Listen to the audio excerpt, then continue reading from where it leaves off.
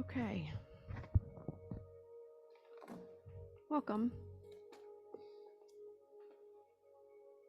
So we're going to continue our journey of the Yoga Sutras. We are in book 2 on Sutra 231. No, I'm sorry, 232. So we're working our way through the 8 limbs of yoga. Last week we talked about the first limb, which is yama, which are abstinences, so things to avoid doing, like lying and stealing, violence. So this week we're going to talk about the niyamas, which they describe in this book as being observances. I'm just going to read what the translation says. It's on page 127 if you're using the book. It says, niyama consists of purity, contentment, accepting but not causing pain, study of spiritual books, and worship of God, which is also translated as self-surrender. So if the G word scares you, you can use self-surrender. So niyama is the Sanskrit word, which I think is useful to hear and know, is saucha, and that's purity. Contentment is samtosha. And the next one, accepting but not causing pain, is tapa. It's actually one of the 5 limbs of Baptiste yoga, tapas. I'm going to talk about that a little bit more. And then study of spiritual books, Ishvara Pranidhani. Oh, actually, Ishvara Pranidhanani.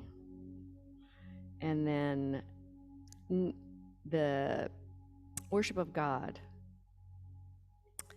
is Ishvara Pranidhanani. Sorry for the confusion. The study of spiritual books is Svadhyaya. So later in the book, we're going to go into each one of these individually. So I'm not going to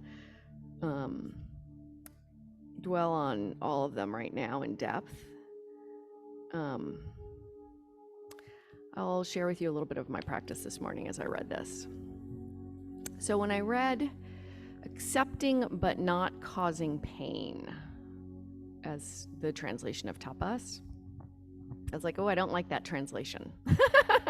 Like, accepting pain but not causing pain. That doesn't sound like something I'm interested in. The other translations that sometimes are associated with tapas are, literally it actually means to burn. So to like feel intense heat. So when we practice hot yoga, a lot of people think of the tapas as being the heat of the practice. If you're practicing yoga that's not in a heated room, you also experience tapas in terms of just holding a pose and the heat of that intensity. And the other ways that are translated sometimes is discipline. So accepting pain but not causing it. There's a discipline to that. And lately, the word that resonates the most for me is patience. I feel like that's something I work on constantly, is patience. So the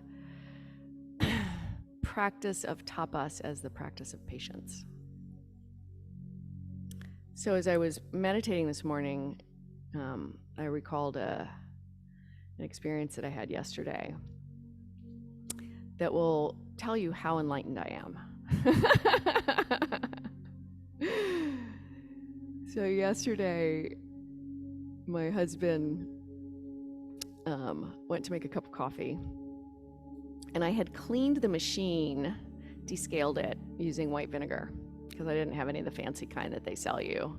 It's like the special descaler.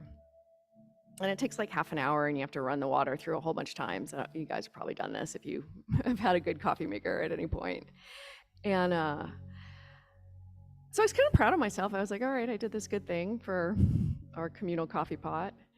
And I got distracted and I didn't make sure the reservoir was totally empty and refill it with fresh water. I ran it like 3 times. So he came down, he made his cup of coffee, and went to sit and have his morning moment. And he comes out spitting. He's like, "Did you put coffee in the coffee maker?" He was really mad because he bought us this coffee maker, and it's a really nice coffee maker. So there was like an episode of him very upset. And I sat there really wanting to fight back, wanting to cause him pain for making me feel so bad about what I had done. And I sat there probably 10 minutes with him spitting into the sink, making loud noises as if I had just poisoned him. And meanwhile, I have all my thoughts. One of them is that the machine has been telling us to descale it for a month. And he hadn't done it. And I was like, okay, well, I'll do this. Anyhow, I didn't say anything. And I decided, you know what? I need to get my nails done. This is the part that makes me very enlightened. So instead of like taking the bait and getting into an argument on Saturday morning, which is kind of our one day that we get to spend together, I was like, well, I'm just going to go and get a manicure. So I went and got a manicure instead of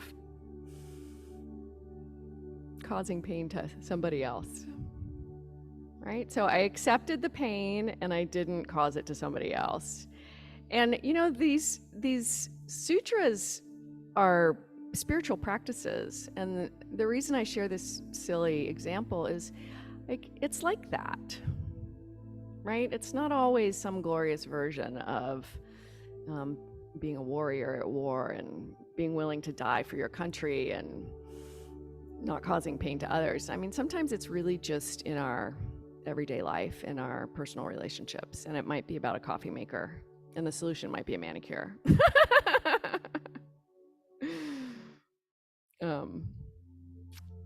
So anyways, I'm going to invite us to sit. We'll do the simple practice of breath or body, if that's better for you. And, in all these practices, we first learn to concentrate, but our mind will wander. And if your mind wanders into these niyamas, and there's a little bit of inquiry in that, just to allow yourself to be in that. Don't hold so tightly to the practice that like the inquiry gets pushed aside before there's insight.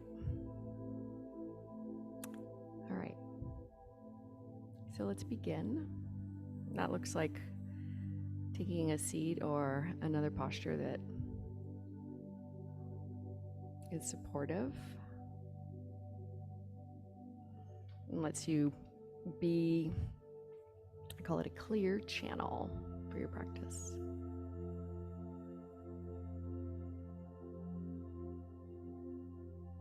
Eyes can be closed or just lowered and limiting the amount of distraction.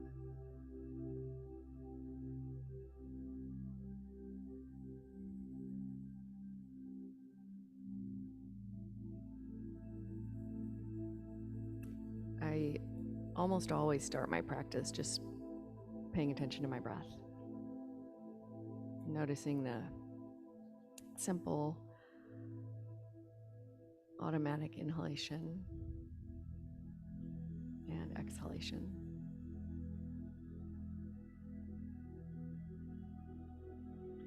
You could also tune into any kind of sensation, maybe just the feeling of your hands touching something.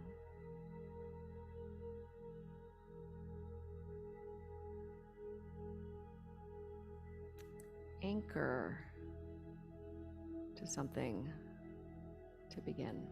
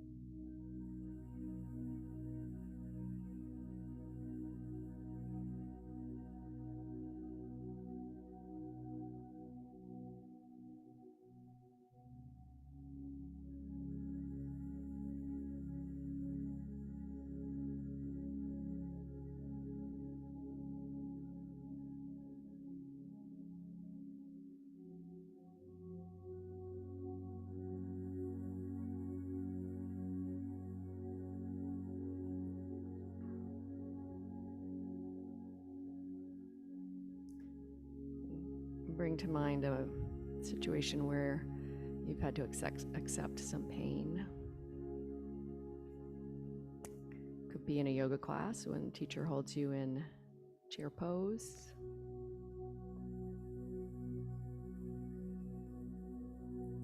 Or maybe there's some energetic violence in your mind towards that teacher or even yourself.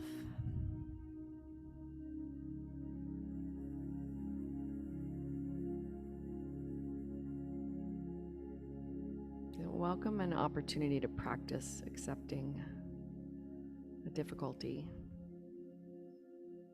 without having to pay it back or react negatively.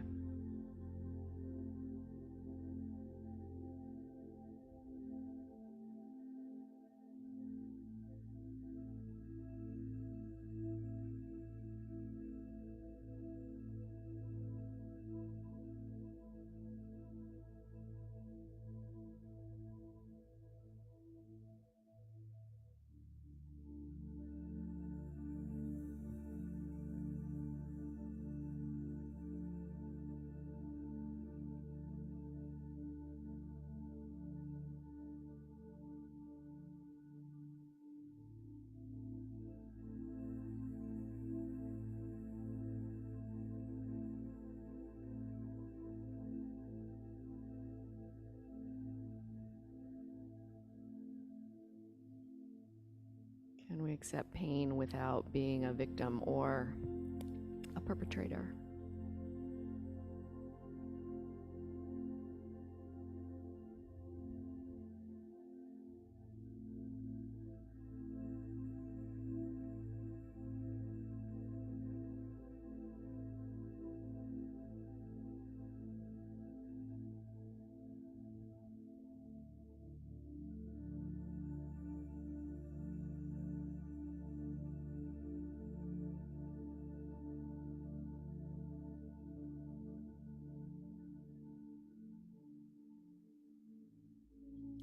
Can we see it as an opportunity for spiritual growth or strength?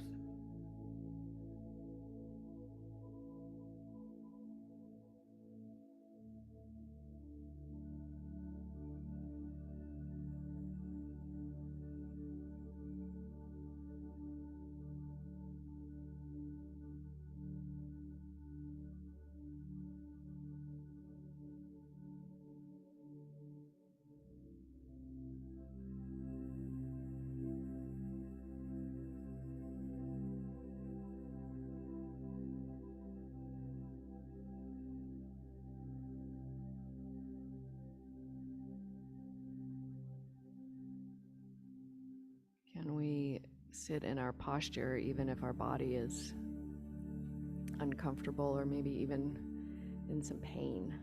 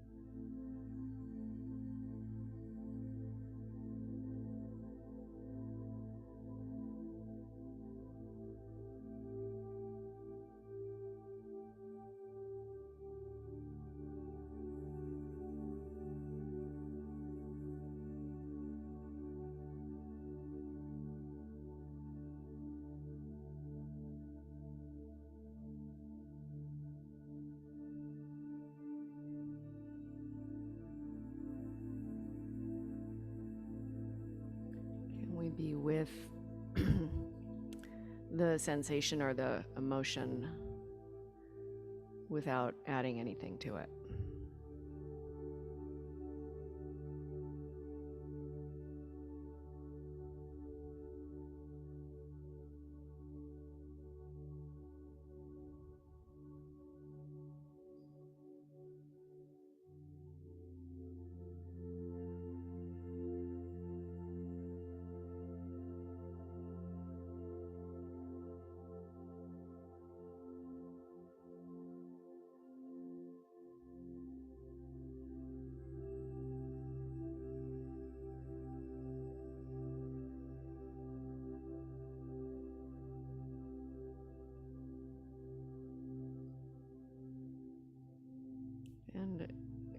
we feel compassion towards those who cause pain, including ourselves.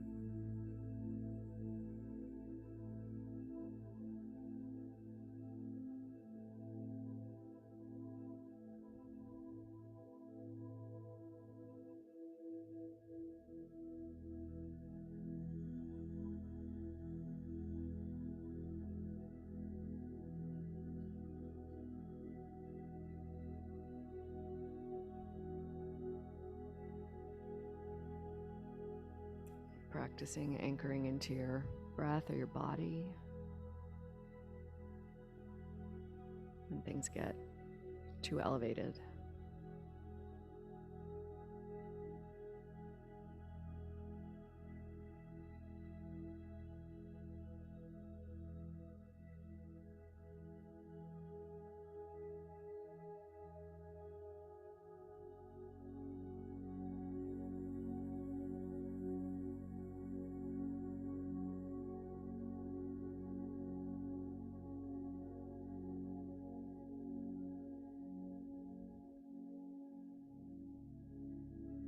And when we feel grounded, sensing into the heart of compassion.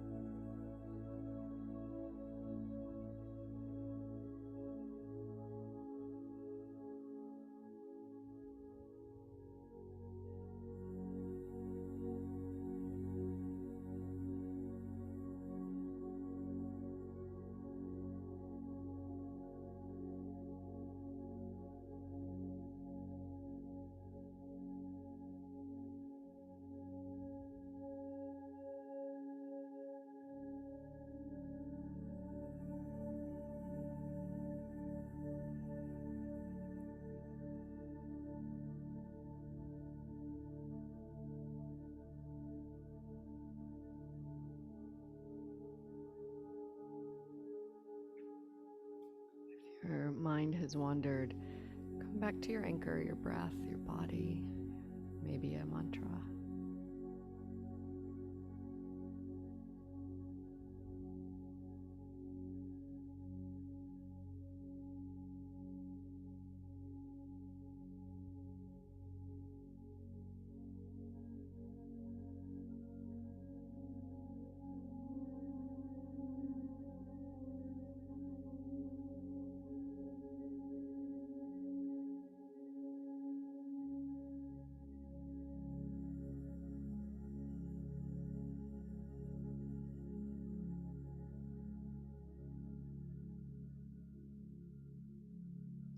Start to take a deeper breath.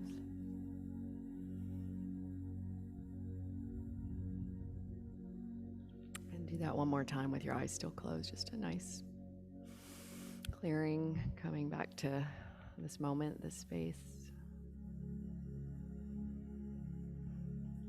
And then when you feel ready, you can open your eyes.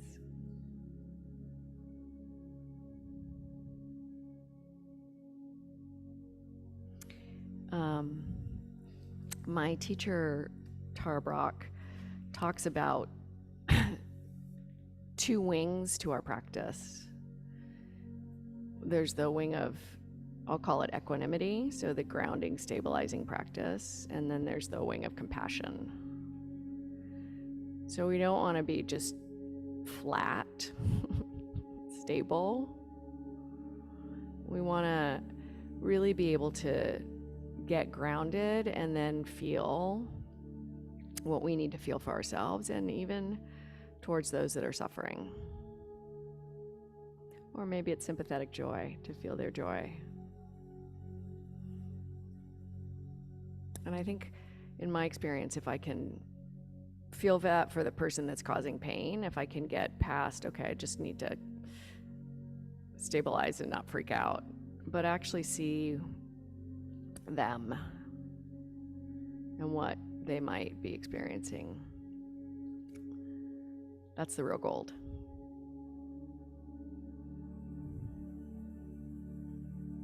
Any comments or questions? Insights? All right, well, I hope you have a wonderful day. Be kind.